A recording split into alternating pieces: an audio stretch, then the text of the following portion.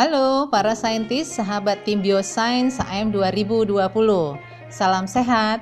Kali ini kita akan membahas tentang struktur dan fungsi retikulum endoplasma yang sering disingkat dengan RE.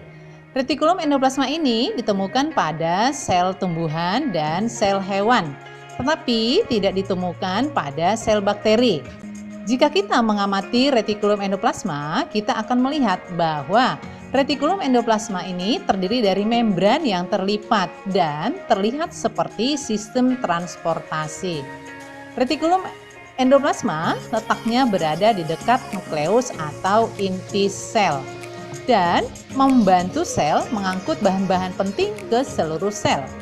Nah, sekarang mari kita amati lebih detail lagi tentang retikulum endoplasma.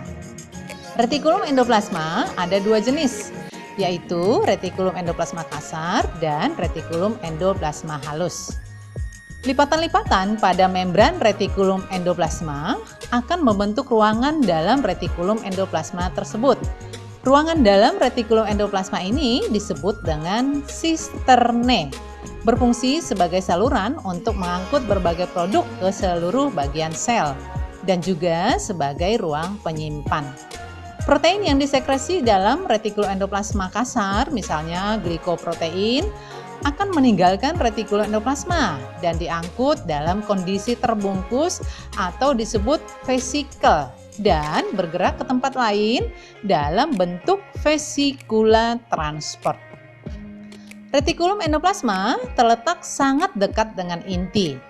Retikulum endoplasma kasar memiliki pabrik protein kecil yang disebut dengan ribosom yang tertanam pada membran retikulum endoplasma. Ribosom ini merupakan tempat dihasilkannya protein. Beberapa protein yang dihasilkan akan diangkut dari retikulum endoplasma ke badan Golgi.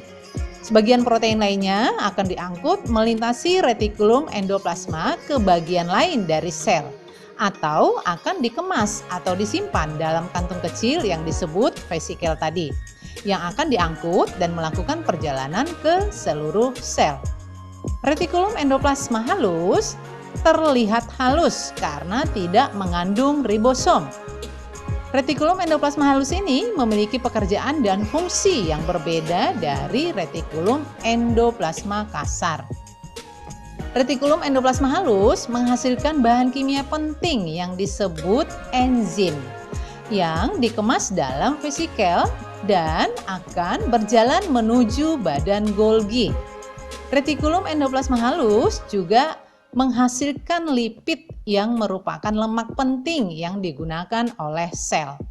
Retikulum endoplasma halus akan mengangkut lipid ini ke seluruh sel atau akan mengemas lipid tersebut dalam vesikel dan melepaskannya ke dalam sitoplasma. Singkatnya, retikulum endoplasma adalah merupakan sistem transportasi yang digunakan oleh sel untuk membuat dan mengangkut protein, enzim, dan lipid ke seluruh sel. Demikian pembahasan kita tentang retikulum endoplasma. Semoga bermanfaat. Jangan lupa di-subscribe ya. Terima kasih.